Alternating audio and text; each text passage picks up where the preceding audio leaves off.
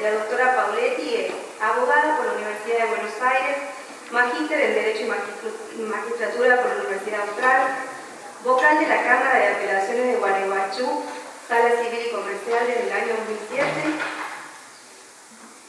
coordinadora de la oralidad efectiva, fuero civil de la Comisión Asesora de Seguimiento del Sistema de Notificación Electrónica y Expediente Electrónico del Poder Judicial de Entre Ríos, vocal del Comité Ejecutivo Asociación Argentina de Derecho Procesal, directora del Ateneo Entrerriano de Estudios de Derecho Procesal, miembro del Instituto Iberoamericano de Derecho Procesal, directora de la especialidad de Derecho de Familia de la UCA, Paraná, profesora de grado en Familia y Sucesiones en la Universidad de Concepción del Uruguay, profesora de posgrado en materia procesal de distintas universidades, Universidad de Buenos Aires, Universidad Nacional del Litoral, Universidad Austral, Universidad Abierta Interamericana, Católica de Cuyo, Fundesi, entre otras.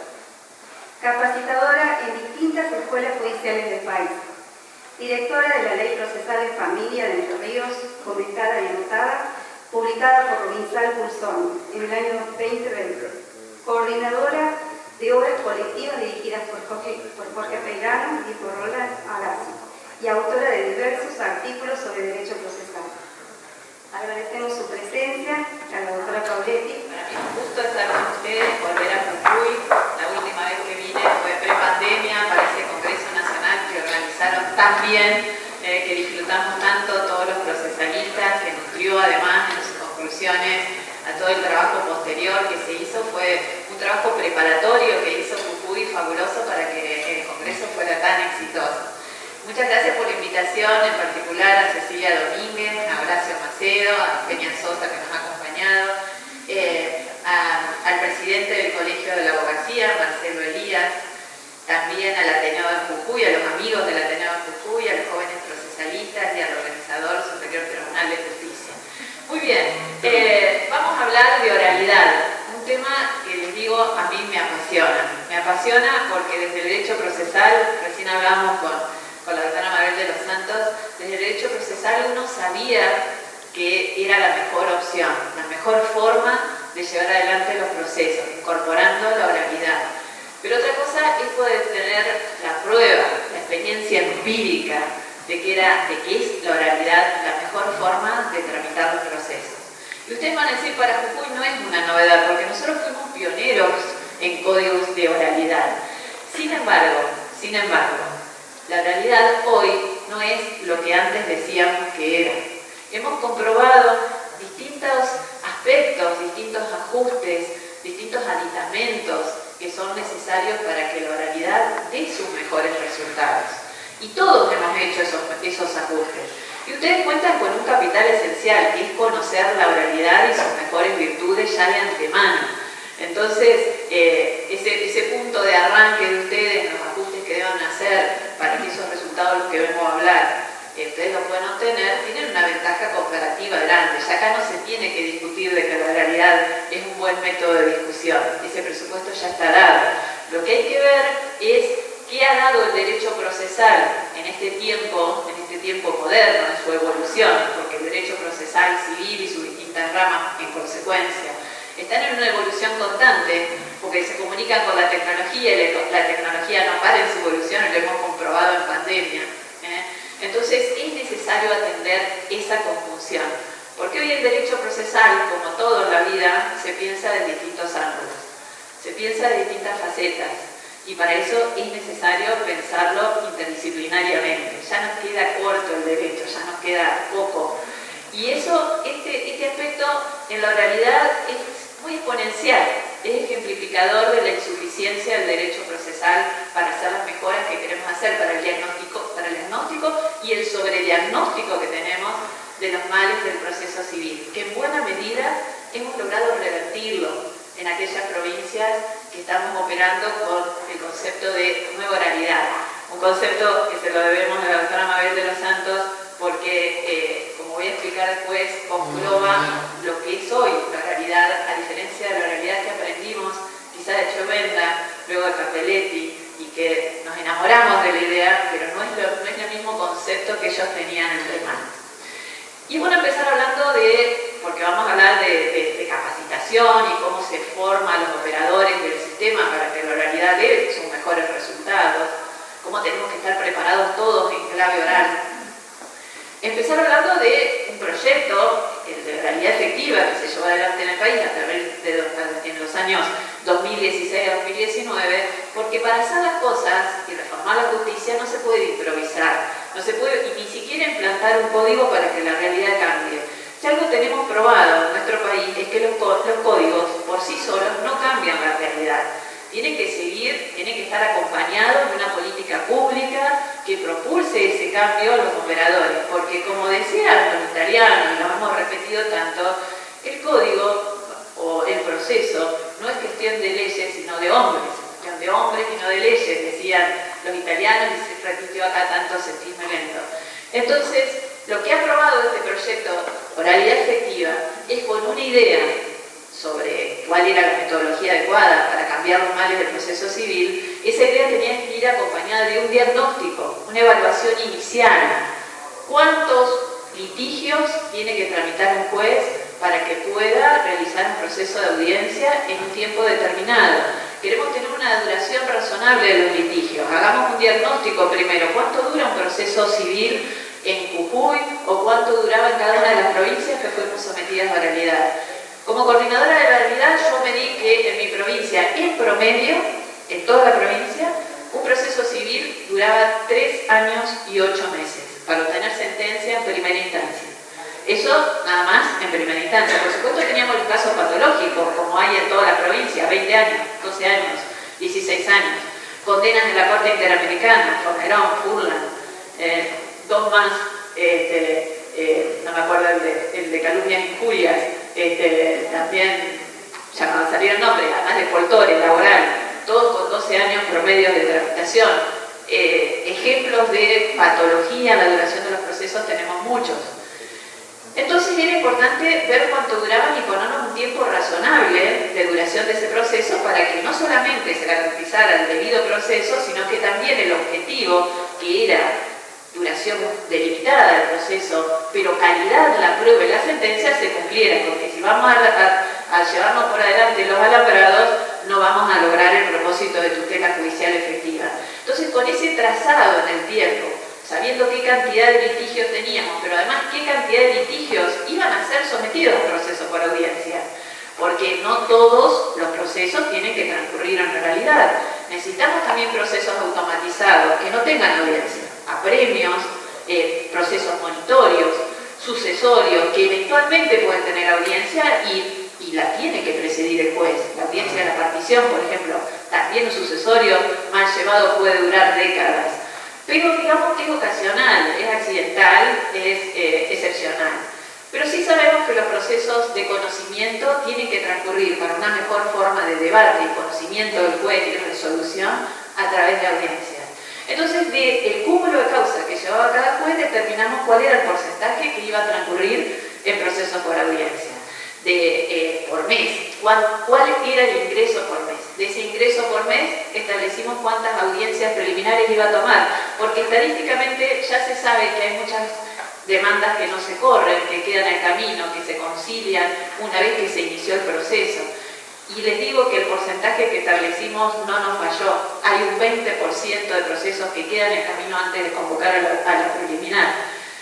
Computamos cuántas audiencias preliminares tenía que haber y de allí trajimos la evaluación de cuántas vistas de causa o audiencias de prueba iban a haber. Porque es un porcentaje residual, porque teníamos aspiración de que con capacitación íbamos a lograr un índice importante de conciliación en la audiencia preliminar. Por lo tanto, nos iban a quedar menos procesos sometidos a audiencia de prueba, más allá de que había algunos que no iban a tener pruebas que tramitar. Bien, y de esa manera establecimos no solamente la cantidad de audiencias que iban a tomar, sino las salas de audiencias que íbamos a necesitar y de qué manera las podíamos compartir, porque sabemos que nuestros recursos públicos son insuficientes, escasos, y hay que maximizarlos. Y esa maximización, como todo lo que hizo este proyecto, tenía que ver con técnicas de gestión.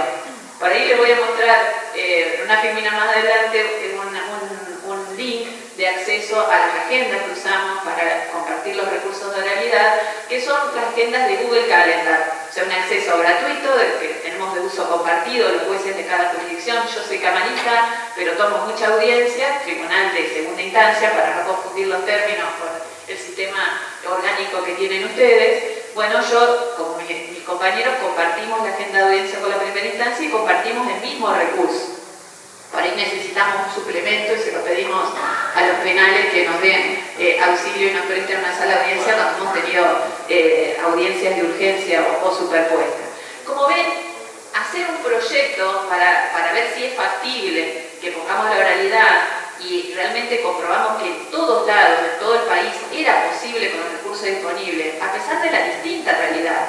Porque no era lo mismo implantar la realidad en Loma de Zamora que implantar la realidad de Gualeguaychú, que es mi ciudad, o en Gualeguay, que es una ciudad con menos habitantes, de mi provincia. No era lo mismo. Pero sin embargo eso nos permitía tener distintas expectativas de cuánto podía durar un proceso en base a ese ingreso mensual de causa, y hacer los ajustes necesarios, o ver si era necesario realmente para esa jurisdicción que hubiera un juez más, y eso dependía de una política pública que se instara en esa localidad, o no era factible implantar la oralidad en esa localidad porque iba a fracasar el proceso, el sistema.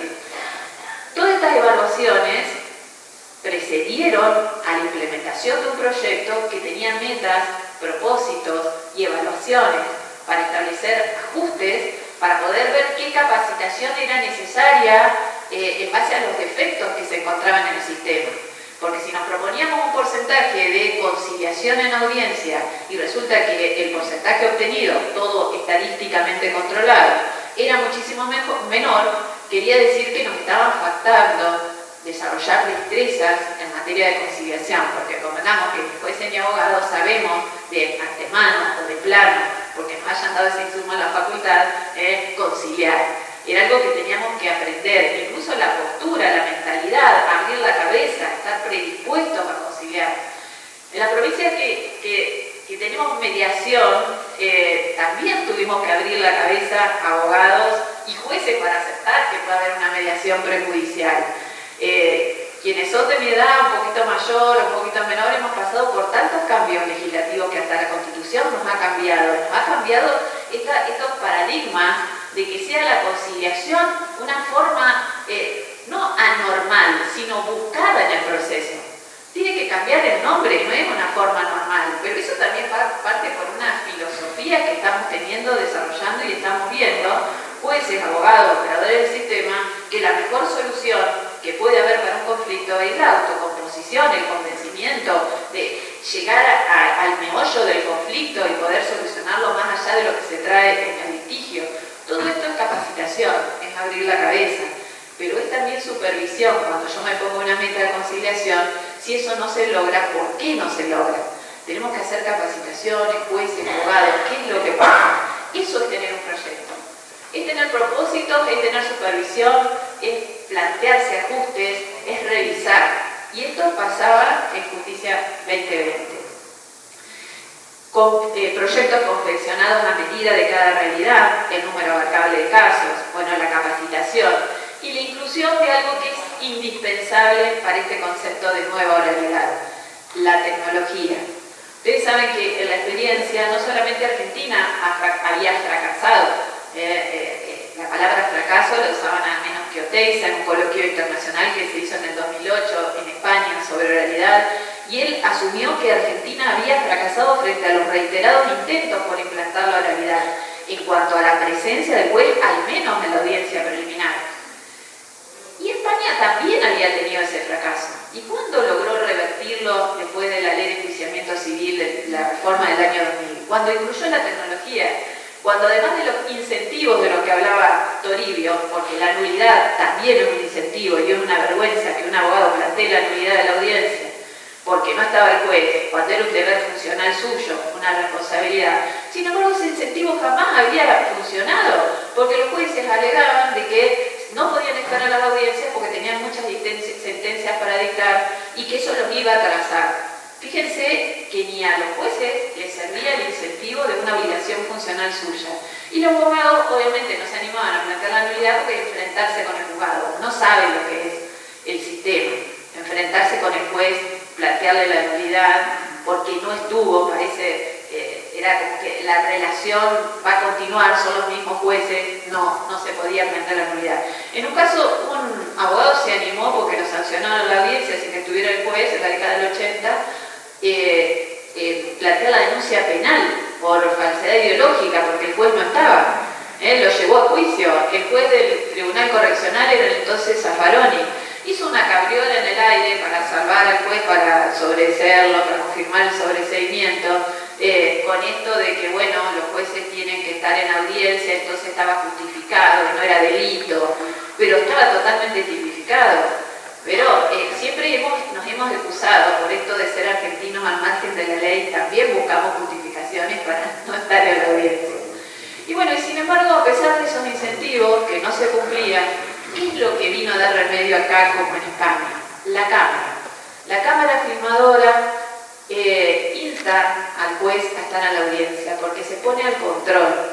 Es muy patético, sería muy patético, pero le digo que en Entre Ríos tenemos la filmación de las audiencias que incluyen a la preliminar y tengo entendido que en España pasó lo mismo y en todo el país ha pasado lo mismo, los jueces están en la audiencia.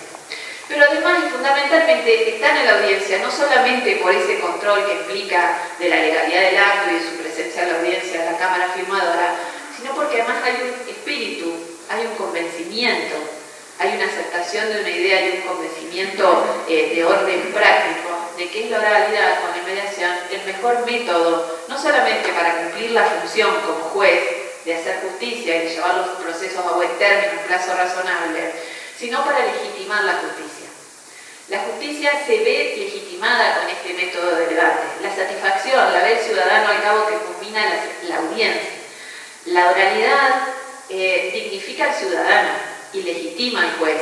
El juez que escucha, que mira, que entiende, que busca llegar al meollo del conflicto, que sobrepasa los pruritos formales, que tiene predisposición a escuchar, que le interesa el tema y además ha preparado la audiencia. Es un juez que se legitima a él y nos legitima a todos. Descarta la justicia indiferente. O sea, ¿qué hablar de humanización del proceso en forma abstracta? Eso es lo que buscábamos. Y por eso ha sido exitoso, tan de exitoso, esto de implantarlo con un proyecto que dé contenido, que dé sustancia, que dé recursos, que dé factibilidad, que haga ajustes, que las provincias que nos incluyeron en este proyecto con una política pública provincial, casi siempre convergente con las cortes provinciales que asumieron el proyecto y lo tomaron como propio, lo hemos continuado a pesar de que a nivel nacional no hay una continuidad, lamentablemente, de esta política pública tan valiosa. Me gustaría que le cambiaran el nombre como sea, pero que se continuara, porque ¿saben qué? Creo que aquellas provincias que no estuvieron al tiempo de sumarse, porque el tiempo se acabó, han generado una desigualdad de juicio frente a tanta calidad de un lado, audiencias previsibles en el tiempo, trato directo, sentencias que llegan a tiempo, con prueba producida de calidad, con satisfacción del ciudadano, con sentencia oral, y otras provincias que no pudieron subirse al tren. Y creo que esto va en contra de la cláusula federal de la Convención Americana de Derechos Humanos. Tendría que haber una política pública nacional que garantice que todas las provincias tengan el mismo nivel de juzgamiento, porque esto es inconvencional. Creo que el proceso escrito o el oral, veladamente oral, llamado oral, pero que es en sustancia escrito, es inconstitucional e inconvencional porque vulnera la igualdad de juicio. Tenemos una cláusula federal que está en la Convención Americana de Derechos Humanos y tenemos una tutela judicial efectiva como mandato que está en muchas constituciones provinciales, además de la Convención, que es un mandato de optimización también para el Estado, también para las provincias, y esa igualdad de juicio debería garantizarse, porque si hay un mejor método de debate, ese método de debate tiene que adaptarse. Eso es un mandato de optimización, poder tomar los mejores recursos. Y con respecto a lo que hablaba hoy Toribio, yo creo que ese mandato de optimización permite que tome los mejores recursos, aunque no estén escritos en mi código, porque el uso del derecho comparado en materia procesal está permitido por el mandato de optimización máxima cuando tiene anclaje en un código como el de ustedes, que tiene los mandatos claros de que el juez puede llamar a audiencia, de que es un código basado en el principio de la oralidad y de la mediación.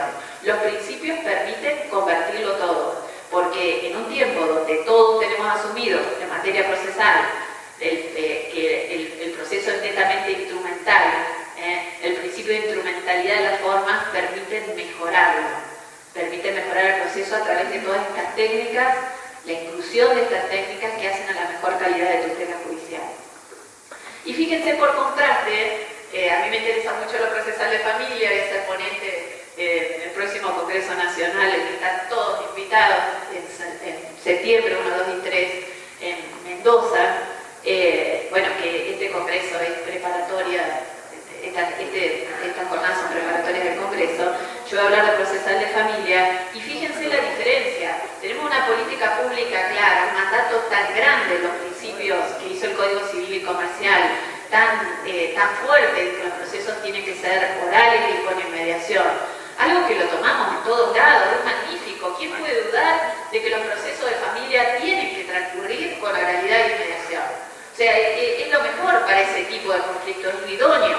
Si estamos hablando de preposición ética a escuchar, de miramiento, ¿cuánto más se tiene que dar en el ámbito de los conflictos de familia, en el ámbito de la protección, en el ámbito de la violencia familiar y de género?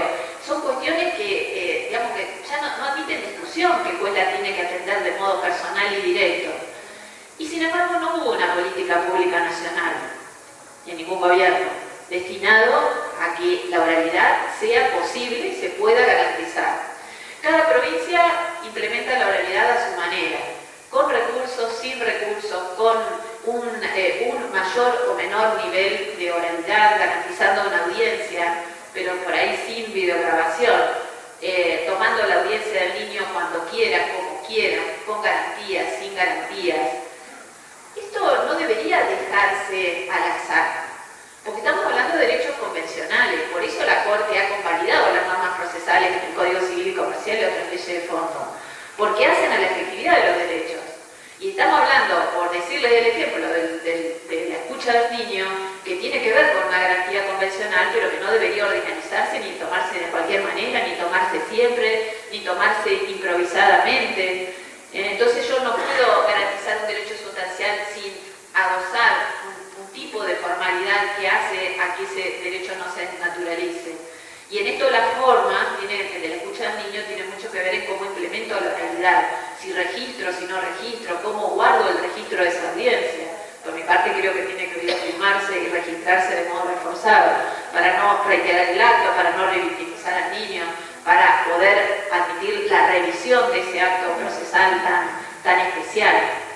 Pero lo pongo de ejemplo porque quiero mostrar el contraste entre la importancia que tiene el acompañamiento de políticas públicas, de la decisión política, de que las cuestiones importantes de lo procesal que hacen a la garantía, que ha hecho a la convencionalización de nuestro derecho a través del Código Civil y Comercial, de nuestro derecho privado, se acompañen con políticas públicas convergentes, que se desplieguen en varios sentidos, ¿no? Que bajen a todas las provincias y que las provincias también tengan políticas públicas de sostén, de seguimiento y parejo, no voluntario, como han habido en algunas provincias, que el que quiere lo hace, voluntarismo, y el que no se queda aparte y bueno, y queda manuscrito con su librito. Entonces la desigualdad de juicio se profundiza, porque no solamente de provincia a provincia, sino que el ciudadano que le tocó en suerte por sorteo a un juez tiene una calidad de tutela y el otro otra.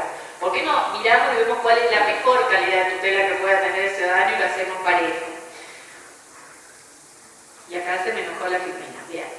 Entonces, hoy cuando hablamos de oralidad, hablamos de mucho más que el método de debate, hablamos de mucho más que la exposición oral de las posiciones que se sostienen en un juicio.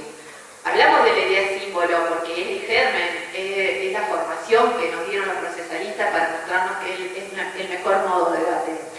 Pero es mucho más porque se le ha debido una metodología de debate que está enriquecida por los métodos de gestión y de organización y la tecnología fundamentalmente, que nos permite videograbar las audiencias y que no esté una audiencista tomando audiencias todo el día, interpretando lo que dice el testigo, y por eso el juez no podía estar a la audiencia, porque claro, audiencias de todo el día, por ejemplo en un proceso laboral, yo empecé mi carrera siendo secretaria laboral, 12 testigos tomados por un audiencista que trata de ser lo más textual posible y cada vez que hay una oposición va a preguntarle al juez a ver qué es lo que va a decidir después de haber sustanciado la oposición a la pregunta. Audiencias interminables. Bueno, hoy la oralidad permite, con tecnología asociada al proceso, permite que esas audiencias tengan una duración absolutamente manejable. Son audiencias cortas porque se va al grano, porque no se pierde tiempo en el registro, porque el registro tiene que ser escrito, tiene que ser muy escueto. Yo les voy a mostrar modelos de actas que se toman, las llamadas actas resumidas que emite el sistema de videograbación de audiencia. Entonces, la tecnología permite que la oralidad rinda sus mejores frutos, porque además, bueno, tiene que estar, pongámosle que en el otro sistema estuviera el juez, cosa que no estaba, atento a lo que escribía la audiencista, de que decía el testigo, después había discordancias, había abogados que se preocupaban por ver qué era lo que se había tomado de la audiencia, y muchas veces no era, entonces discutían a la audiencia que no había dicho tal cosa, era patético. Hoy eso ya no es un problema. Y el proceso por audiencia, porque también una cosa tenemos sabida, tenemos probada, que no se trata de ser fundamentalistas de la oralidad, sino que poner a la oralidad donde nos rinde sus mejores frutos, y que la escritura, en muchas etapas del proceso, es mejor, como lo es netamente en la etapa postulatoria, donde produce la fijeza de las posiciones que van a sostener, de las afirmaciones que van a sostener para fundamentar las pretensiones. Entonces eso permite después conducir el proceso por audiencias y que allí sí la oralidad nos permita conseguir los propósitos que tenemos trazados, de calidad, de eficiencia, y en esto es importante que no se trata solo de eficiencia, porque he hablado de tiempos, pero también se trata de calidad, porque como vamos a ver, es fundamental el trabajo, y ya lo ha hablado Toribio también, el trabajo de la audiencia en uno de sus propósitos centrales, la audiencia preliminar de depuración de la prueba. Si yo admito toda la prueba que me ofrecieron por miedo a violar el derecho de acceso a la prueba, el derecho a la prueba, y bueno, voy a producir inflación probatoria. Va a haber tanta prueba que no la voy a poder controlar, va a haber tantos testigos que me va a abrumar en la audiencia, cuando lo más seguro es que los testigos ni siquiera sepan para qué los llamaron a declarar, qué es lo que nos pasaba el primer tiempo de la oralidad cuando implantamos la oralidad.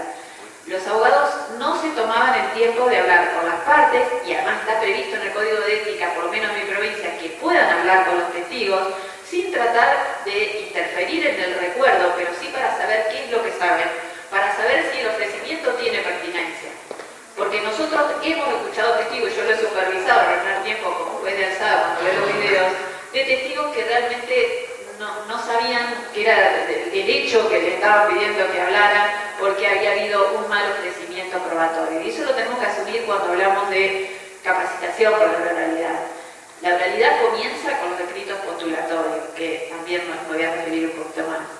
Y para todos los procesos, y bueno, en el ámbito de los juzgados civiles y comerciales, podemos decir para procesos de conocimiento, tanto el procedimiento de conocimiento ordinario como el sumario, sumarísimo, como está regulado en cada provincia. Ahora, también tenemos que darle dosis de oralidad en algunas circunstancias especiales. Puede haber un monitorio que termine teniendo conocimiento, que tengamos que tener audiencia, puede haber sucesiones que sea necesario tomar audiencias, que deba estar el juez presente, pero es indudable que el proceso de familia, el juez tiene que estar en las audiencias siempre. Es un condimento para llegar a una sentencia de protección efectiva en materia de familia, que el juez sea el conductor de la audiencia.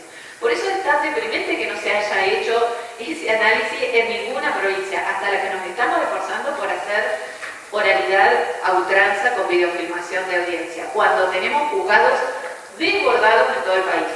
La justicia de familia, y esto lo digo con una verificación empírica porque estoy haciendo encuestas en todas las provincias, y los juzgados de familia es parejo el nivel de desborde que tienen. Por todo lo que ha sido la evolución de la conflictiva social, pero además del conocimiento de los derechos, o sea, no era que antes no había violencia familiar, sino que no se conocían los derechos, no existía de la justicia una predisposición para recibir la denuncia, hemos tenido que trabajar hasta con la comisaría para que no echen a las mujeres. Hoy las denuncias se reciben a raudales, y bueno, eso hace que el volumen de la justicia de familia, más el divorcio, más sucesión de por ahí de parejas, ¿no? Que suman conflictos. Antes se soportaba la misma pareja para toda la vida, aunque hubiera golpes, aunque hubiera una intención de divorciarse. Bueno, eso suma por ahí. Hay personas que han transitado más de una vez con un conflicto familiar, con otra familia en un juzgado de familia. Bueno, hay muchas razones por las cuales los juzgados de familia están desbordados. Y a pesar de que antes no existían, porque uno dice, uy, ahora le creamos juzgado de familia y resulta que no dan abasto, cuando antes no había y lo hacía el juez civil y comercial. Y bueno, yo era secretaria civil y comercial, fui juez civil y comercial y teníamos divorcios y teníamos violencia familiar. Pero ni punto de comparación del volumen de causas que teníamos, ni la variedad de asuntos que entiende hoy un juez de familia y cómo se vuelcan esos conflictos sociales a los juzgados de familia, ni el rol que tiene hoy un juez de familia, un juez de protección y acompañamiento que se desvela por cada uno de los asuntos que tiene, que es el responsable último del cumplimiento de casi todas las convenciones de derechos humanos que hemos suscrito. O sea, el nivel de intensidad de trabajo y de desgaste emocional, psicológico que tiene hoy un juez de familia no tiene comparación. Y si yo digo a todos los procesos, tengo que tener en cuenta que todos sus procesos tienen importancia en que al menos una audiencia la tome el juez de familia. Por eso es importante desglosar el tema de oralidad y hacer este análisis como cuando se hace en un laboratorio, ¿no? Analizar las partes, las aristas, como decía Morelo, que trajo Toribio, la realidad polifacética, decía, y lo tomaba de Ortega y Gasset, tiene muchas caras, y si lo simplificamos, lo distorsionamos, y eso es así.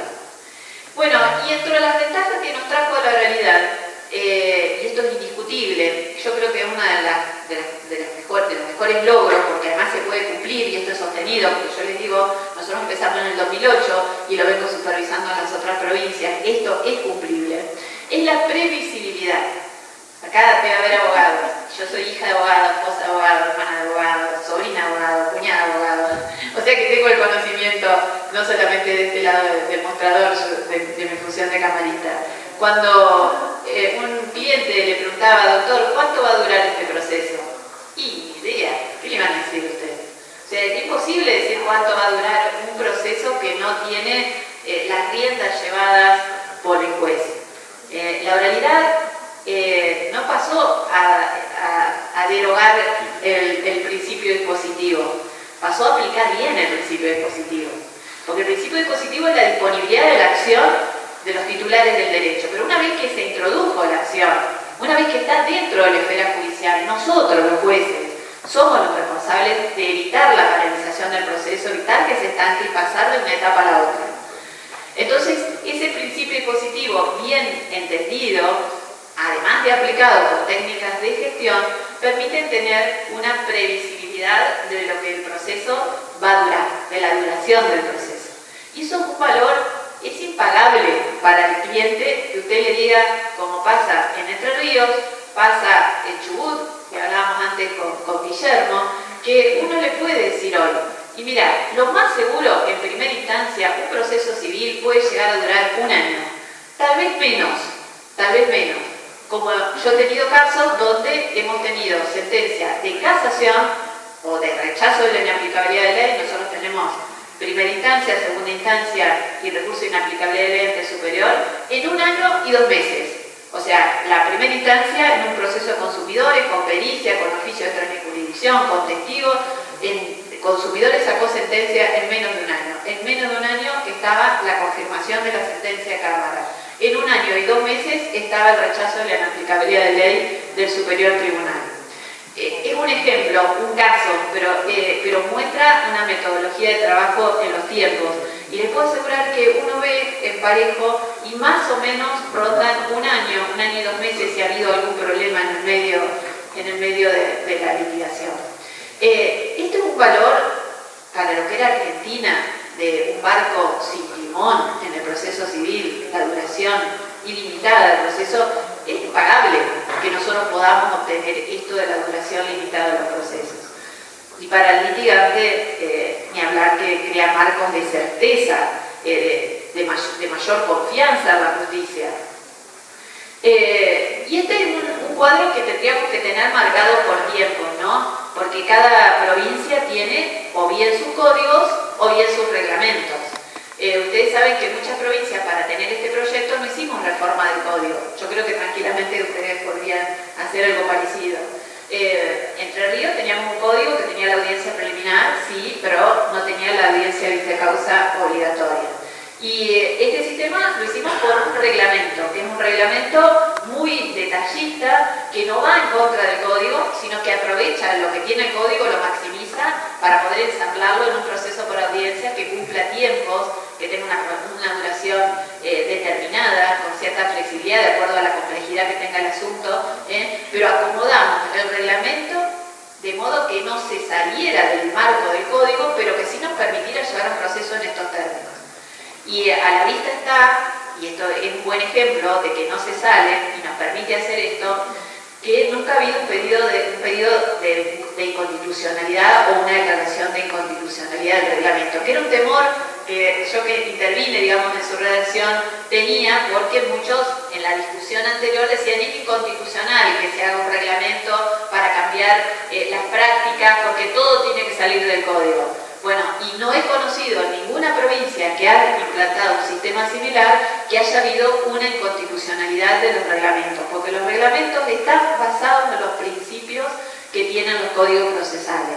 Obviamente sería ideal tener un código estupendo en la oralidad con las mejores técnicas, pero después de varios años de práctica les digo que tengo miedo en la reforma de mi código, porque muchas veces los códigos se quedan cortos a comparación de la evolución constante, de la agilización que tienen hoy los cambios, y no sé si no tenemos que pensar en otras formas de código para lo que viene en nuestra historia.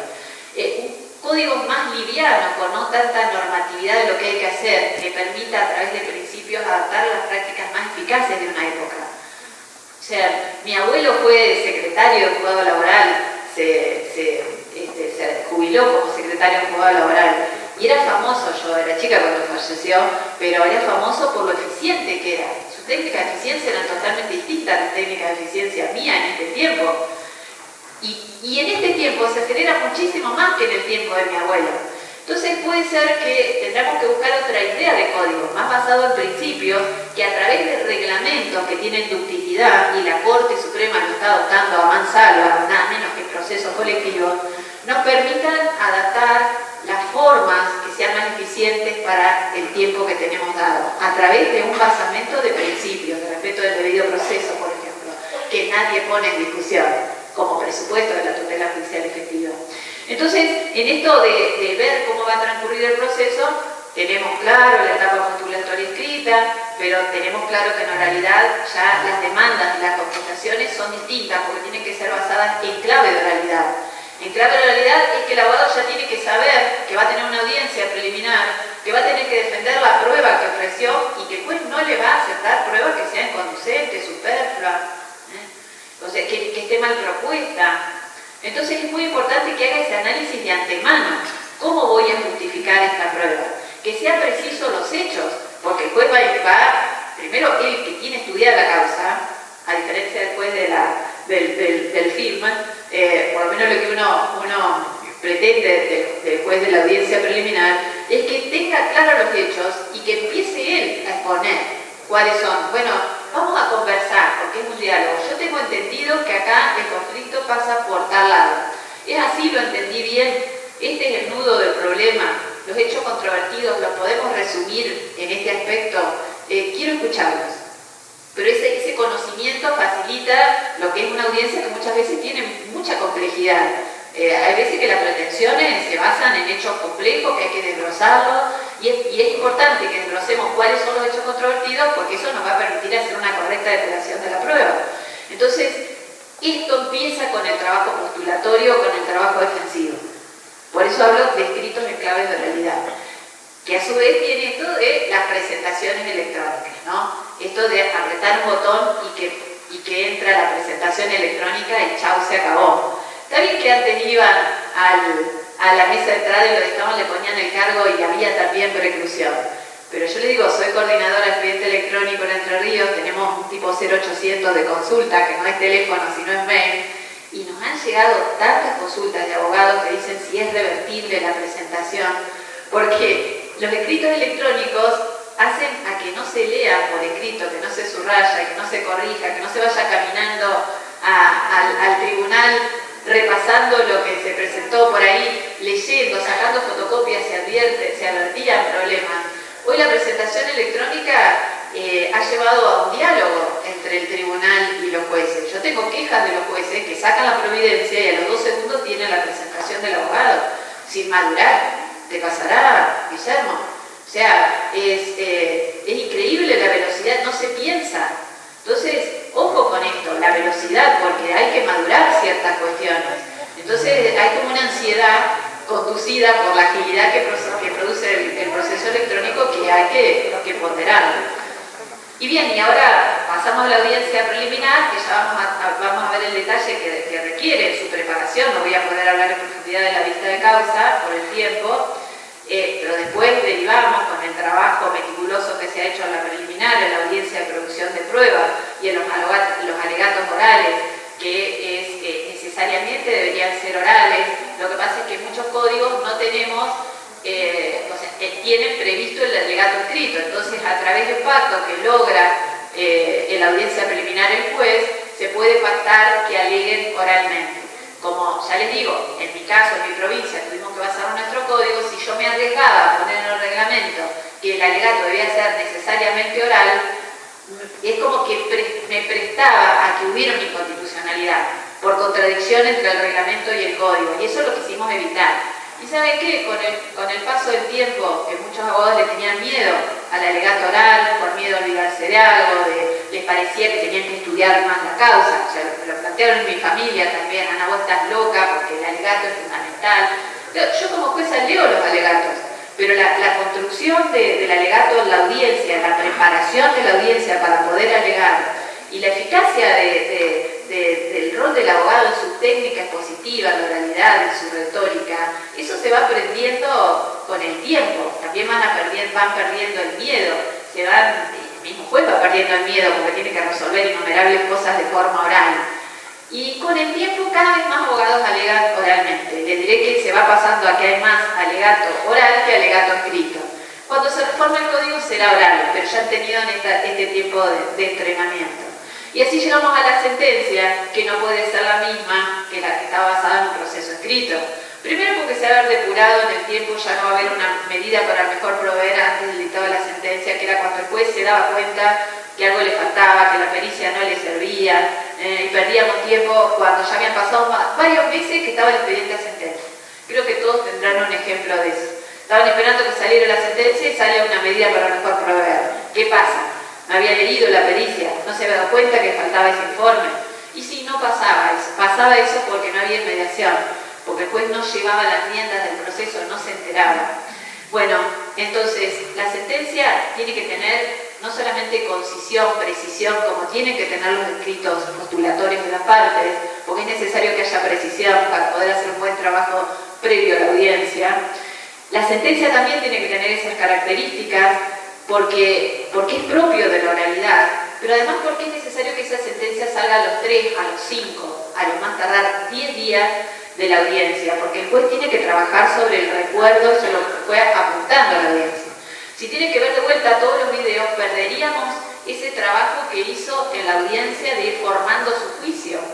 Fue formando su juicio, tiene que aprovechar el trabajo que hizo previo a la audiencia, de ir condensando, ya tenía el trabajo de la preliminar sobre los hechos controvertidos, fue tomando sus apuntes en la audiencia, que es una metodología que hay que aprender. No es fácil escuchar y anotar sin perder la escucha activa, esto es parte de la capacitación.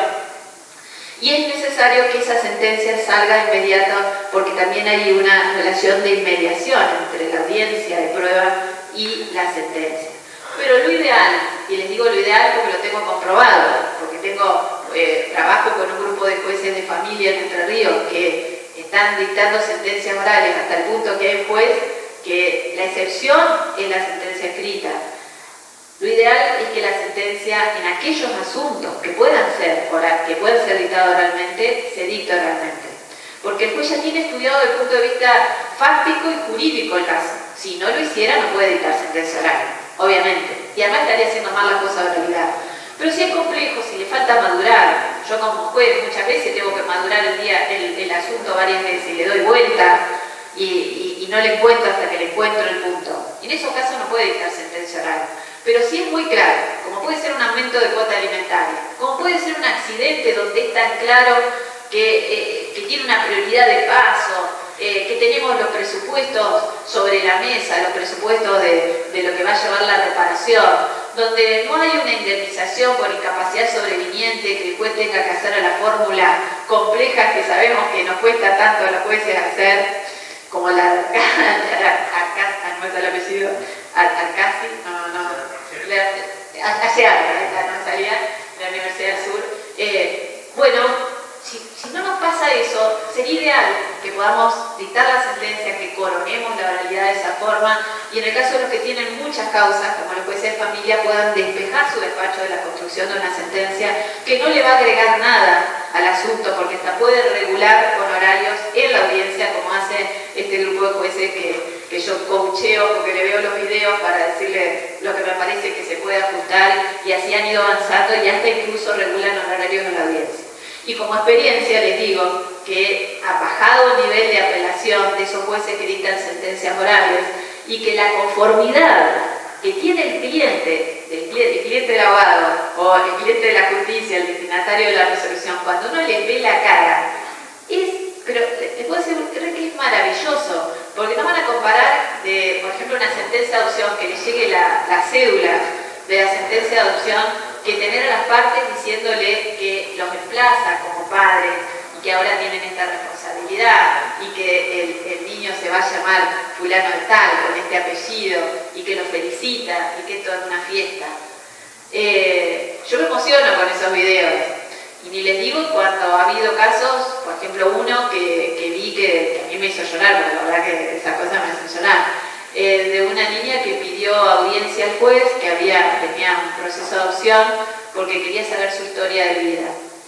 Y el juez se la explicó de una manera, o sea, no hubo un informe, el juez estaba imbuido de ese conocimiento, y la niña agradeció la respuesta judicial y el trato directo. Y los padres que estaban atrás lloraban, porque claro, es muy difícil manejar el caso cuando los niños adoptados son adolescentes y buscan otra respuesta. Y acá no hubo ni días en que se durara para un trámite que burocráticamente hubiera avanzado de la niña que quería conocer, sino que vino el pedido y se fijó la audiencia y el juez estaba interiorizado del caso, había alguien del equipo interdisciplinario, el juez le dio todos los detalles, le dio toda la respuesta. Y el tema se acabó así, y uno le da ganas de aplaudir, porque realmente era la mejor respuesta que se puede dar, la respuesta personalizada. Obviamente que este juez está muy entrenado en oralidad, le ve el valor, y hay que llegar a un punto en que se puedan hacer. Hay un recorrido muy trabajoso para llegar a este punto, porque tenés que despejar el despacho. Los despachos de familia están desbordados, y para poder trabajarlo moralmente hay que despejar el campo, ir fijar la audiencia superpuesta, poder trabajar esas audiencias con mucha intensidad para que después tengamos más tiempo para las audiencias que vienen en el futuro. Pero atravesamos, la verdad que todas las tormentas juntas. Y también esto lo vamos a aplicar a procesos sumarísimos, por supuesto, etapa postulatoria escrita o mixta, como hay en algunas provincias, en mi caso, o en el juicio de alimentos en todo el país, donde el demandado contesta la demanda a la audiencia y una audiencia multipropósito, y bueno, lo mismo que vengo diciendo en relación a la audiencia. Y todo esto relacionado con la capacitación, porque la realidad tiene una ventaja epistémica tremenda, no solamente porque el juez verifica el principio científico de verificación empírica de los hechos a través de la reproducción de la prueba, mayor acercamiento a la pericia, a ir al meollo de la pericia que antes no entendían, pero bueno, ya la sacaban igual, ahora no se quedan por las dudas. Hay veces que se suceden debates entre perito oficial y perito, careos, no me salía la palabra, careo entre el perito designado y el perito de parte. El juez realmente va conducido a tener la mayor certeza posible. O sea, ya la oralidad hace que los jueces no sean perifóricos, como decía Miquel Letarufo. Podemos aproximarnos a la verdad a través de un mejor tratamiento de la prueba, de la inmediación. Por eso la oralidad no es solamente verle la cara al testigo, saber si transpira, para lo cual nosotros no tenemos herramientas y en eso tenemos que sincerarnos. Lo mejor que tiene la oralidad es la conducción de la audiencia, es poder preguntar, es poder interactuar y poder profundizar en aquellos aspectos que el juez sabe que son los que importan al conflicto en el interrogatorio. Es darle importancia a los hechos y por eso hacerse otras herramientas que el derecho procesal ha desarrollado, como la psicología del testimonio. La psicología del testimonio aplicada a la valoración de la prueba es lo que me permite tener ventajas epistémicas, no saber si el testigo transpira o no, porque eso es un engaño. Y también la oralidad ha permitido en materia de hechos que la oralidad tenga, que los jueces de segunda instancia tengan una mayor aproximación a los hechos a través de la mediación atenuada, mediatizada, como quieran llamarle, que es la videograbación. El entendimiento de los hechos que hace la segunda instancia, por eso yo creo que sería bueno, no sé, podemos debatirlo, que revisara la idea del tribunal de instancia única, porque el juez que aprecia los hechos de la primera instancia tiene una revisión de la Cámara que es enriquecida a través de la oralidad, porque las reglas de la sana crítica que motivadamente ha aplicado el juez de primera instancia, son revisadas por el juez de alzada, por el tribunal de alzada, a través de un contraste, de una confrontación entre lo que el juez motivó y lo que surge del video. Es una versión sumamente enriquecida de valoración de la prueba. La oralidad también está probado que rinde mejores frutos con jueces unipersonales. De hecho, en provincia de Buenos Aires se pasó de tribunales de trabajo a jueces unipersonales, los jueces de familia de tribunales de familia pasaron a ser jueces unipersonales con segunda instancia, en Córdoba los tribunales de familia también pasaron a ser primera instancia con segunda instancia. En definitiva, la idea de los tribunales de instancia única ha perdido fuerza a pesar de que originariamente se pensaba que era la mejor manera de tramitar la oralidad. Con todo esto, y creo que por ahí me estoy poniendo lenta en el tratamiento de la filmina, me va a sonar que puse el despertador, espero que suene porque si no se van a dormir ustedes y me doy cuenta que no anda el despertador. Pero si no, Cecilia, avísame por favor si no me anda el despertador, si estoy mal con los tiempos. Con todo esto, el conflicto apareció en escena, la humanización del proceso, la necesidad de tener destrezas y metodología para conciliar, para escuchar. Saben que los psicólogos enseñan a escuchar. Hay técnicas para enseñar, para aprender a escuchar. Escuchar no es fácil. Es toda una... Yo hice un curso una vez y la verdad que me di cuenta de que era pésima escuchando. Pero lo hice por otra cosa, por un trabajo que tengo en el ámbito social. Y realmente la escucha es una técnica que tenemos que aprender jueces y abogados, porque los abogados también tienen que escuchar a su cliente. Muchas veces uno se da cuenta a la audiencia cuando le pide al cliente que le cuente cuál es el problema, por qué vinieron a la segunda instancia, por qué no lo convenció la sentencia, y lo que me dice no tiene nada que ver con los agravios. Y uno se da cuenta que la demanda lo hicieron con lo que se acordaron, de que hablaron con el cliente, y realmente no es una versión fidedigna de lo que le pasó al cliente, de su relato. Hace décadas que se habla, y Sentín Meleto, Toribio lo debe conocer bien, habla de la relación del abogado y el cliente, la necesidad en las afirmaciones que haya mucha escucha del abogado al cliente en esto de la determinación de los hechos para poder afirmarlos correctamente en el proceso. La vocación para desentrañar el conflicto que trasciende lo que se ha expuesto en los escritos de demanda y contestación. Y esto de conocer el conflicto en profundidad para poder adaptar el proceso. Porque es cierto, como se proponía en la filmación, que se puede adaptar el proceso y decir, ¿qué tal si en vez de... Ahí me sonó el despertador. ¿Qué tal si esto lo hacemos en una única audiencia? O sea, podemos adaptarlo, pero no se puede adaptar lo que no se conoce. Por eso es tan importante que el juez y los abogados vayan preparados a las audiencias. Más aún, que el juez de antemano, cuando llegue el proceso, vea si no tiene que hacer una disposición para que se sanee la demanda de antemano. Por ejemplo, la integración de la litis. ¿Han visto ustedes sentencias que rechazan la demanda, declaran todo nulo porque no hay un tercero que era obligado en el proceso? Es un despropósito. Digamos que es la expresión cúlmine de todo el desgaste que hacemos en lo procesal y en los procesos. Eso no nos tiene que pasar. Y eso no pasaría si el principio de saneación del proceso estuviera de antemano en la primera etapa, antes incluso de que se corra traslado de la demanda. Que también en materia de prueba anticipada, llamada ahora diligencias preliminares, mirada en un enfoque actual del derecho procesal, tendría que ver, como se habló antes, no solamente con asegurar pruebas, sino también con tener herramientas para conciliar, para llegar a un arreglo a tiempo, o para saber si no se debe demandar. En esto, el juez, cuando viene una demanda de afiliación y no ha habido un pedido de prueba anticipada, podría tranquilamente, por sus poderes oficiosos, de oficio ordenar que si tiene elementos, problemas, si tiene verosimilitud en el relato de que la demanda está atrasada con quien el presunto padre tiene alguna verosimilitud en ese relato, ordenar de oficio la prueba biológica, porque si hay un resultado positivo, primero hacer una convocatoria de audiencia para plantearle esto al futuro demandado, podemos lograr que el reconocimiento sea voluntario y que no tengamos un litigio atravesado al santo botón cuando sabemos que esa prueba es dirimente, por eso debe ser prevalente y por eso nos tiene que servir para conciliar que el reconocimiento sea espontáneo como debe ser.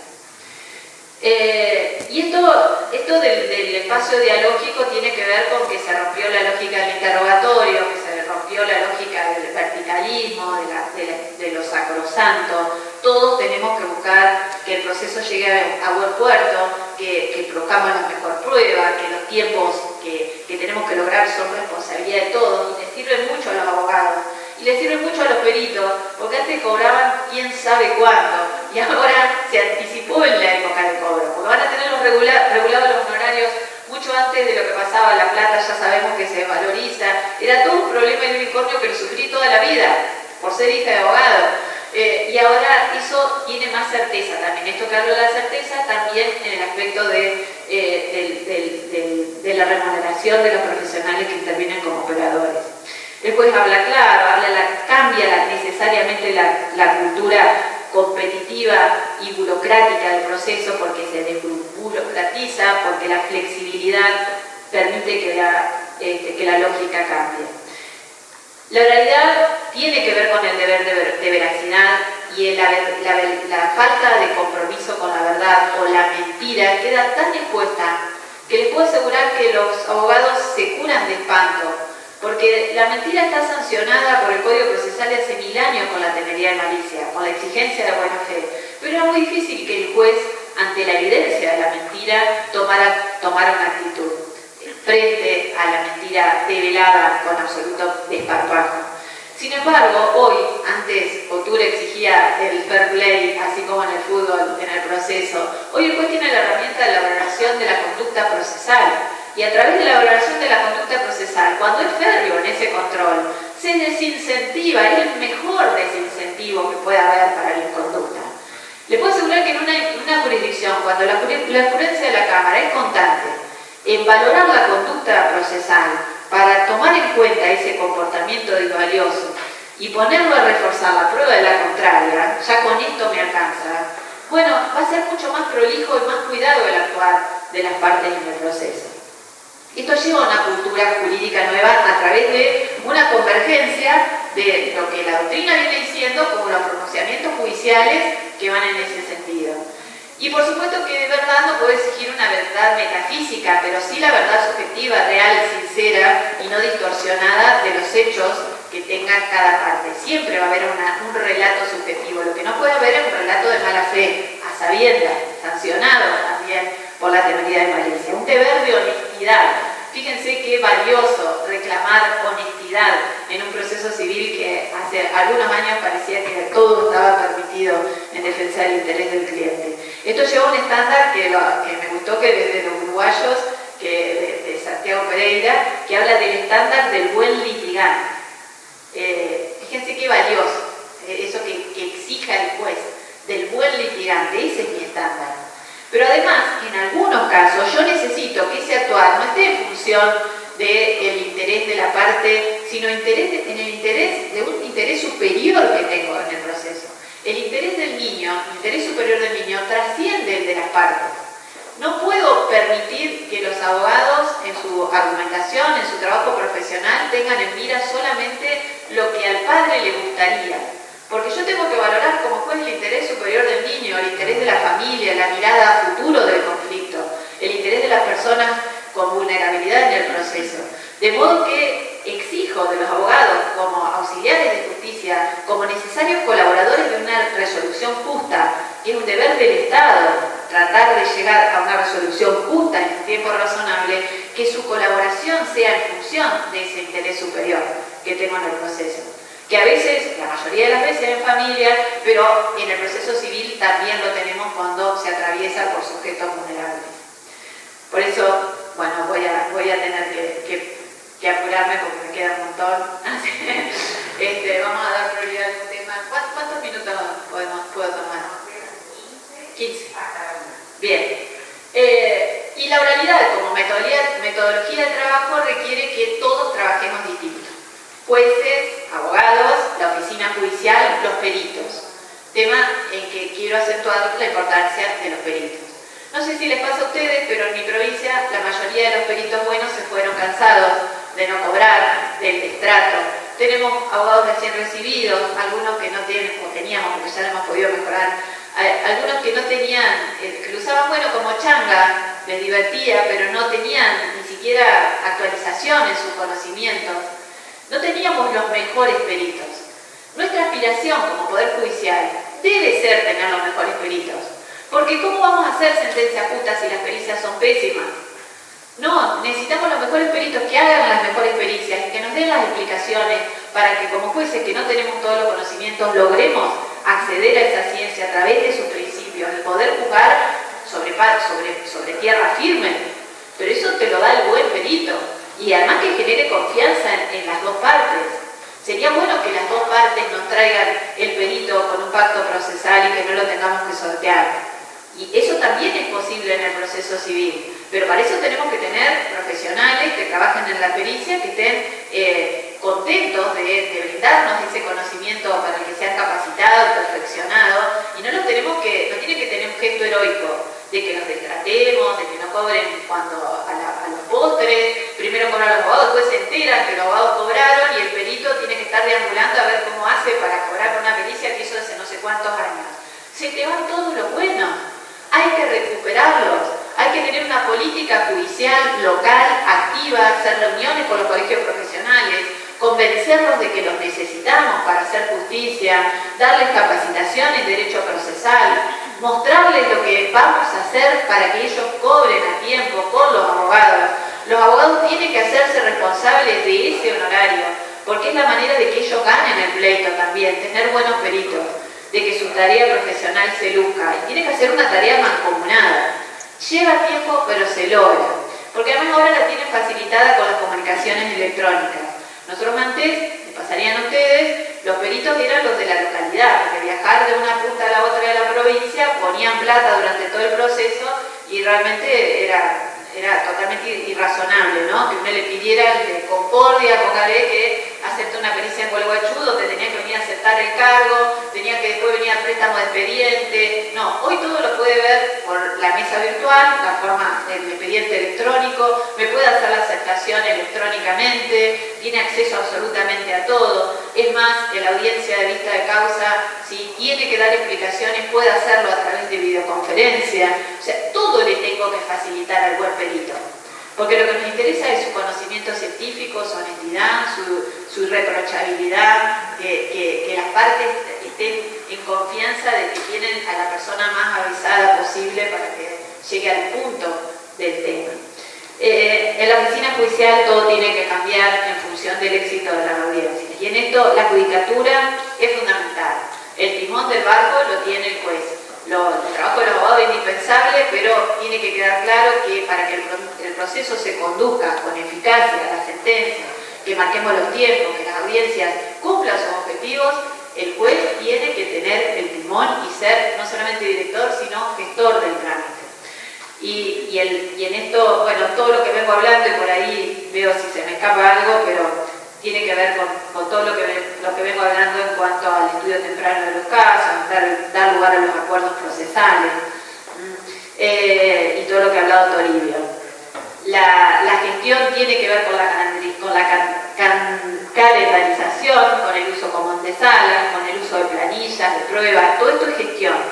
El insumo del juez de la historia del caso, no estudiar el caso y anotar las cosas en un papelito suelto, no. La metodología de trabajo del juez de la oralidad es tener, ya sea el método que quiera, pero tiene su historia del caso, con el estudio que hace para la audiencia preliminar, que le tiene que servir para la vista de causa, que es la base de su trabajo para la sentencia. Ese es el insumo fundamental del juez y para eso tiene que desarrollar cada vez estrategias y técnicas mejores. Todo eso se aprende, se va perfeccionando y se va sofisticando, pero no puedo trabajar para una audiencia y después empezar de cero para la vista de causa y tratar de recordar todo y volver a leer todo, porque eso es improductivo, es ineficiente. Y el trabajo previo de audiencia es la clave del éxito de las audiencias. Y preparar las audiencias tiene que ver con qué audiencia voy a preparar. La audiencia preliminar tiene sus objetivos. Si yo llego a un acuerdo, tengo que saber que voy a hacer una homologación, tengo que eventualmente saber cuáles son las pautas para regular honorarios, porque nada mejor que llegar a un acuerdo y además que regule los honorarios. Entonces tengo que llevar todo preparado, no puedo improvisar. Si hay algo que está en contra de la realidad, es la improvisación. La improvisación puede ser de técnicas o conocimiento que tenga para situaciones que se puedan dar en la audiencia, pero que incluso tengo que prever. Por esto que digo, a ver, puede ser que llegue a un acuerdo. ¿Qué voy a poner en la redacción del acuerdo? ¿Cómo voy a hacer la parte resolutiva? ¿Cómo voy a regular honorarios? Lo mismo para la audiencia de vista de causa, que tengo que saber qué voy a preguntar, por ejemplo, qué es lo que me interesa en relación a las pericias, ni hablar, la eventualidad de sacar una sentencia oral, que van a ver que si algo no se puede improvisar es la sentencia oral. Y las audiencias especiales, que como ya he hablado de la audiencia de escucha del niño, creo que es un botón que sirve para muestra. Las especificidades de algunas audiencias muy especiales que no puedo improvisar absolutamente nada, ni desde la citación a el rapport que voy a hacer para hablar con el niño, a las garantías que tiene que tener esa audiencia, al registro, a quienes pueden estar, a quienes no deben estar, a quienes no deben acompañarlo. No se puede improvisar, ni mucho menos en estas audiencias tan especiales como es en la entrevista personal con la persona en proceso de restricción a la capacidad, donde los ajustes razonables son personalizados. Entonces, la conversación, la preparación de la audiencia que yo tenga con el equipo técnico tiene que ser para el caso, no puede ser genérico. No hay, el traje, como decía Ángeles Brundarena, tiene que ser a medida, no puede ser estandarizado.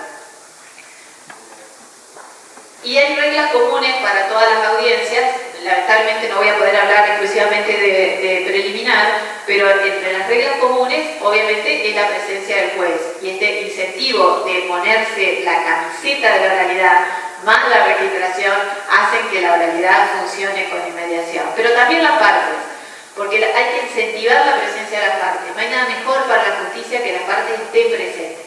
Y lo sabemos por las estadísticas, por las encuestas, porque oralidad efectiva también comprendía encuestas. Y la satisfacción del usuario te lo muestran en las encuestas, pero con la afirmación es clara la satisfacción de sentirse escuchado, de conocer al juez, de verlo, la importancia que le da su conflicto, es su día en el tribunal. Y realmente nos hace bien como justicia que la gente vea que nosotros nos tomamos en serio su problema. Que hemos preparado la audiencia no solamente sobre los hechos, sino sobre el derecho también, porque en las audiencias se ventila mucho derecho. Para analizar la pertinencia de la prueba tengo que conocer el derecho aplicable. Y el juez de la oralidad muestra su conocimiento, su nivel técnico durante todas las audiencias. Tienen que mostrar también su saber jurídico, mucho más si va a dictar la sentencia de fondo en el mismo acto. Tiene mucha concentración, las audiencias no puedo desperdigar los actos, yo tengo que concentrar todas las decisiones en las audiencias que tengan programadas. La intervención no es sustituible por escrito, el registro es el audiovisual y en mi caso, con otras colegas, pensamos que incluye la conciliación, porque a diferencia de personas que creen, de procesalistas que creen que hay confidencialidad en la conciliación y que no se debe grabar, yo creo que la confidencialidad es propio de la mediación extrajudicial porque es un acto extrajudicial, pero la conciliación judicial es un acto procesal que tiene que reunir condiciones de legitimidad y que debe ser registrado, debe ser revisable. Por eso, nada mejor que grabar incluso la preliminar, incluso la conciliación, para poder revisar, por ejemplo, si el juez no ha usado maniobras extorsivas para conciliar, que ha pasado. Hay jueces que se entusiasman con la conciliación porque se sacan un caso encima y ponen tanto presión que disfuncionalizan el acto de conciliación. Entonces, la videograbación evita el desborde de la actuación del conciliador. Y el juez que hace sentencias no mira la videograbación para dictar sentencias, mira la prueba, el resultado de la prueba. Por lo tanto, hay que perder el temor de que el juez tome lo ofrecido a la audiencia para decidir, porque si no sería una sentencia nula si no está motivada a través de los elementos probatorios que se arribaron al proceso. Yo creo que ahí hay una cuestión cultural en el temor que a la vista está que se pierde enseguida, porque en Entre Ríos al principio algunos tenían temor, incluso mi marido me decía, ¿vos te crees que voy a ofrecer en la audiencia si está videofilmada? Y después se olvidó. La primera preliminar que fue, yo de gusto no le dije nada, y después le pregunto, ¿pediste la suspensión de la videograbación? No, bueno, no la pidió porque ni se acordó, porque pasa desapercibido, a las partes tampoco les preocupa que videograben la conciliación. Y realmente nos ha servido, y ahora no voy a tener tiempo de contarles el caso, pero nos ha servido porque, sobre todo si se osa recusar al juez por su función de conciliador bien habida, ¿no? Por el temor al juez conciliador de que esté prejuzgando. La eliminación del doble registro es importante, no se tiene que registrar por videograbación y además por escrito dejar sentado todo lo que pasó. El acta escrita debe ser resumida y estrictamente limitada a lo que pasó en la audiencia en cuanto a que empezó a tal hora, que a tal hora declaró tal testigo, eso se logra con las marcas. Y finalmente, si se dicta sentencia oral, lo que queda por escrito en el acta resumida es la parte resolutiva, porque es el título ejecutorio de la sentencia si se incumple. Acá hay un caso que yo después se lo voy a pasar a Cecilia, al que le interese, donde se había recusado el juez porque supuestamente se había propasado en su función conciliatoria y había propuesto fórmulas de conciliación en cuanto al valor de la cuota alimentaria, había hablado de la jurisprudencia de la Cámara. En la parte, el alimentante creía que el juez se había sobrepasado y que le había puesto demasiada presión con todos los argumentos que le había dado para que conciliara. Y lo que nosotros le mostramos en la sentencia es que el juez había hecho todo lo que habíamos puesto en el reglamento de oralidad. A sabiendas nosotros de que es un cambio cultural que el juez concilie y que muestre elementos de razón para conciliar, en el reglamento pusimos todo lo que el juez puede hacer para conciliar. Lo dejamos bien en claro, mostrar las fórmulas de cálculo que tiene la Cámara, indagar sobre si estuvieron en condiciones de llegar a un acuerdo, por qué no llegaron a un acuerdo, sobre ese por qué no ponerlo sobre un punto de arranque para tratar de solucionar ese no acuerdo, mostrarle jurisprudencia cuantitativa de cuota en casos similares. Bueno, lo que el juez había hecho era todo lo que el reglamento le permitía.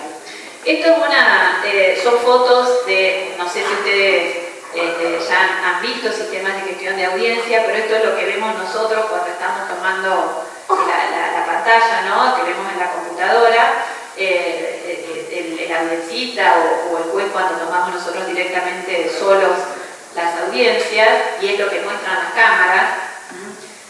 Yo para que vean cómo son los sistemas de gestión de audiencia, que es mucho más sofisticado que tener una cámara filmadora, aunque muchos jueces arrancaron la oralidad con la cámara filmadora. Esto es un acta resumida, que también se lo puedo pasar cuando ustedes quieran, un acta resumida de lo que pasó en la audiencia, con todos los hitos de lo que fue transcurriendo. Lástima que no les voy a poder mostrar o puntualizar de cada cosa por qué se pone como se pone. Y este es un ejemplo de lo que puede pasar en una audiencia de vista de causa. porque todos tenemos como que la conciliación es en la preliminar. Sin embargo, muchos acuerdos se dan en la vista de causa, porque las partes ya vieron el resultado probatorio, ya tienen la pericia, sobre todo cuando se trata de incapacidad sobreviniente o la cuantificación del daño en daños materiales, ya tienen los elementos más certeros basados en pruebas, más o menos ya intuyen cómo va a salir la sentencia, y al cabo de la audiencia de vista de causa viene el arreglo, piden un cuarto intermedio y viene el arreglo. Bueno, entonces en esta vista de causa tenemos cómo transcurrió en la primera hoja la audiencia con todos los hitos, las declaraciones, y después tenemos el convenio propiamente dicho y la homologación, todo en el mismo acto y se acabó el juicio. Iba a hablar de condiciones para la preliminar eficiente, no voy a tener, pero por ahí les ofrezco online que podemos completar si les interesa para que hablemos más de la preliminar eficiente.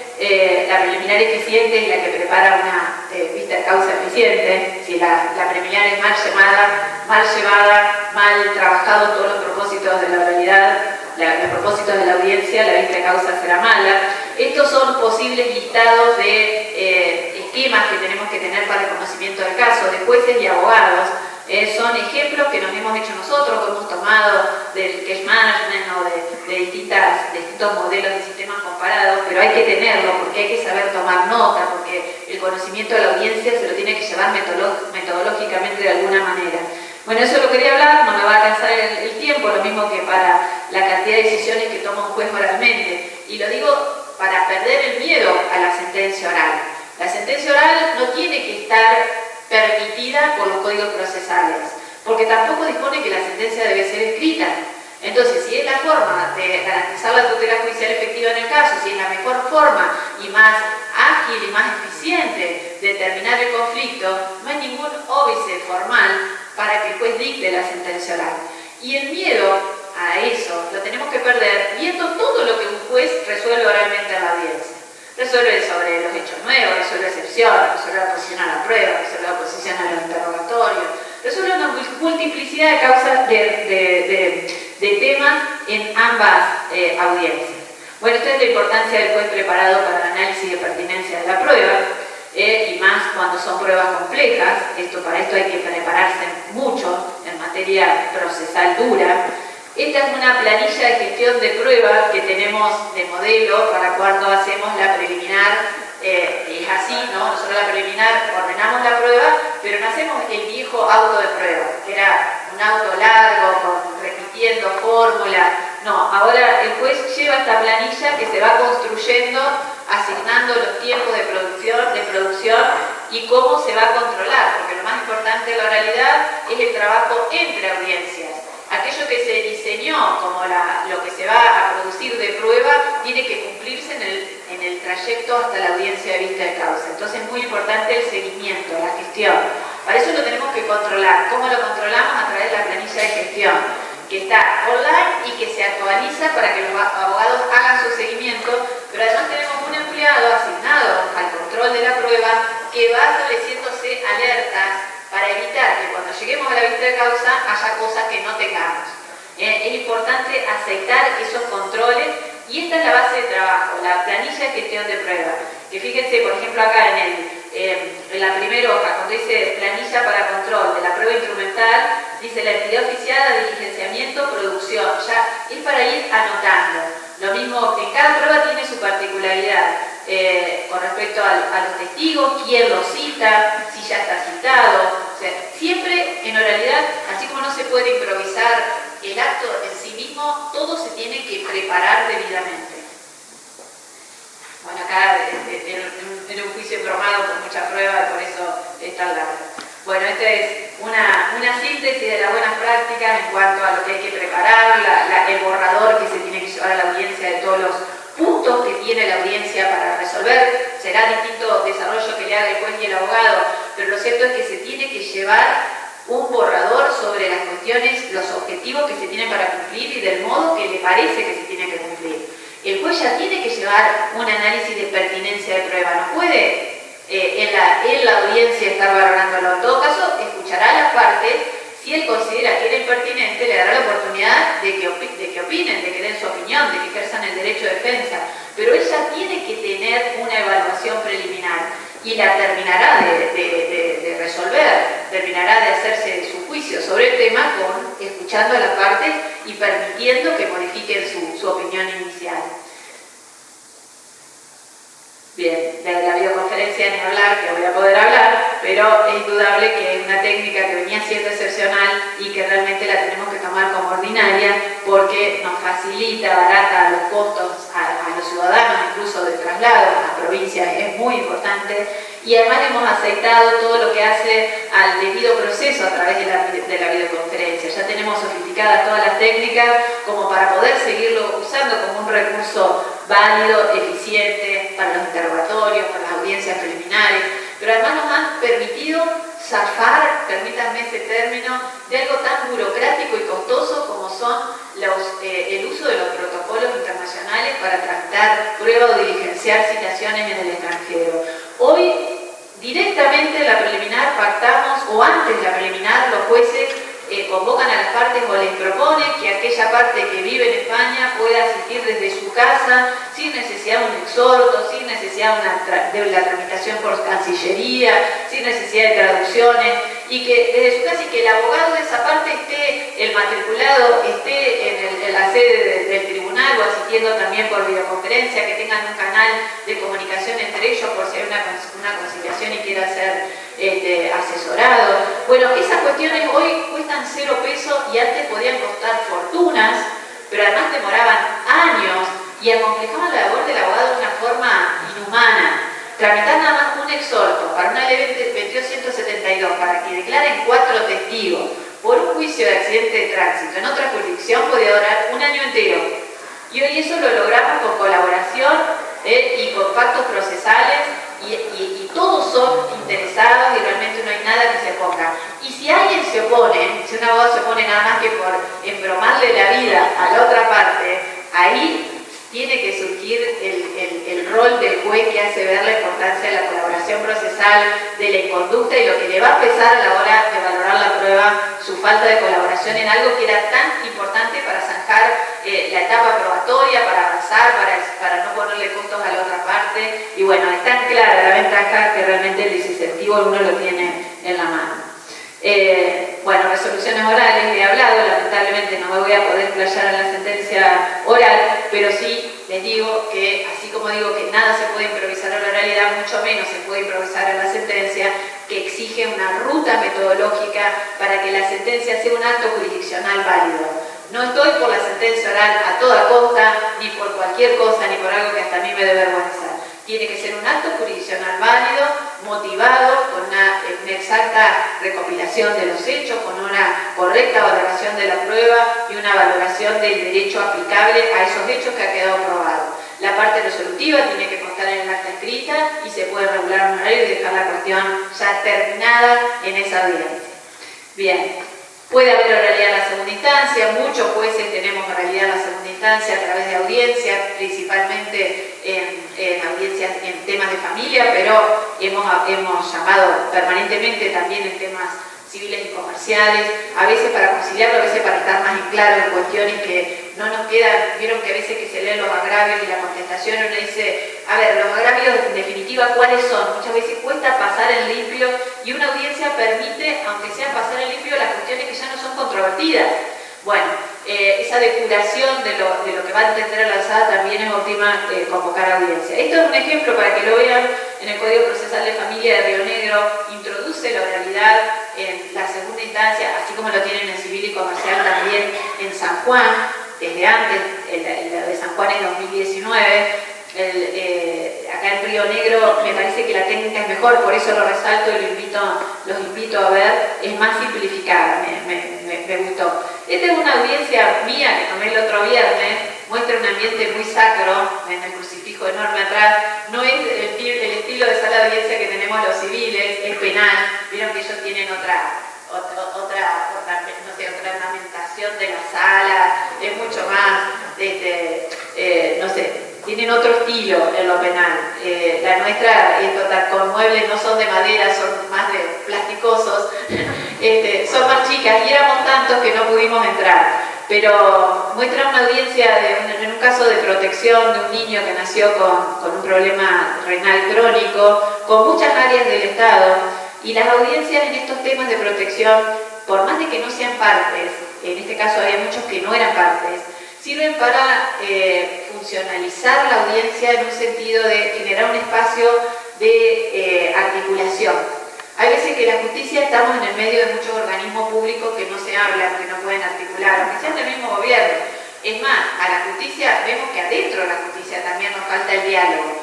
La audiencia tiene que ser un canal de diálogo y de articulación para la efectividad de la justicia, para el cumplimiento de la sentencia. Acá falta una cámara, una pantalla bastante grande que hay con todos los que asistían remoto, entre ellos el fiscal de Estado, entre ellas la ministra de Desarrollo Social, acá una de las señoras que está es la secretaria de Salud.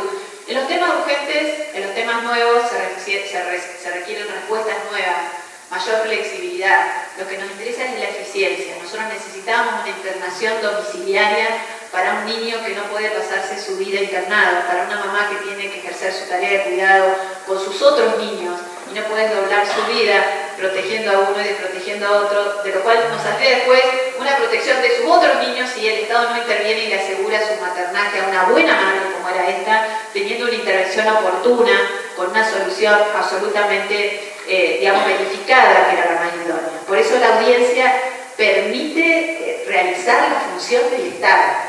Y en eso nosotros, como responsables últimos, tenemos que tener creatividad. Todo esto que he hablado,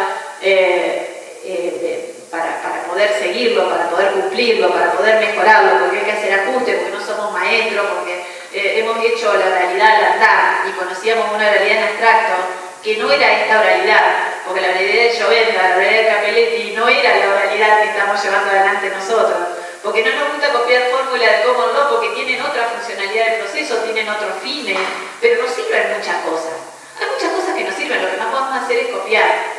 Bueno, tenemos que hacer nuestro proyecto, tomando lo mejor de cada uno, conscientes de que el proceso tiene que ser publicista, porque al Estado le interesa la justicia de caso, le interesa el cumplimiento de la garantía del plazo razonable, porque se ha comprometido internacionalmente con esos valores. Y ahí está el orden público.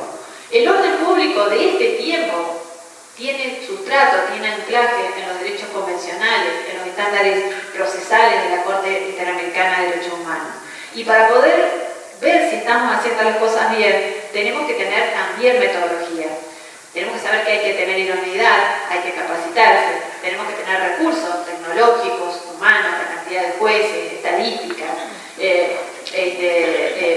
evaluaciones, tenemos que tener publicidad de lo que se está haciendo, hay que hacer auditorías aleatorias y hay que hacer encuestas. Así lo sintetiza Richard Susskind, que me gusta su forma de pensar porque es de avanzada, es transformador y a veces que nos supera lo que piensan los que tienen un país del primer mundo, pero sin embargo la pandemia nos mostró que estamos muy próximos, que podemos ver las soluciones que implementan y en definitiva la pandemia salimos todos igual, salimos a través de una comunidad que está interconectada, que lo científico, lo jurídico, todo llega cada vez más rápido, podemos ver, podemos aplicar y nada menos eso impacta en los derechos humanos de las personas, en la materialización, en el cumplimiento, en la efectivización. Bien, y ante todo esto, recordando al maestro Peirano, que es el que nos junta a todos los ateneos, los amigos, el Ateneo Jujuy, el Ateneo Entrerriano, acá tenemos el Ateneo Trenquelao, el Ateneo de Cava, y esto que es tan creativo, que siempre está poniendo el nombre a las cosas, ¿no? Y que uno después permite estudios posteriores, también tiene algunas descripciones muy acertadas y últimamente he hablado del terraplanismo procesal, aquellos que se niegan ante las evidencias que son concretas, son evidentes, ¿no? De las cosas que salen mejor y sin embargo siguen buscando explicaciones esotéricas para contrarrestar lo que científicamente está verificado. Por eso resistirse a la verificación de las ventajas que tiene la oralidad, creo que hoy encaja con esta descripción de Jorge de terraplanismo procesal. Es más, él mismo lo ha dicho. Y bueno, finalmente la oralidad es tarea de todos. Por eso jueces, abogados, operadores del sistema, hay que trabajar mucho, pero vale la pena.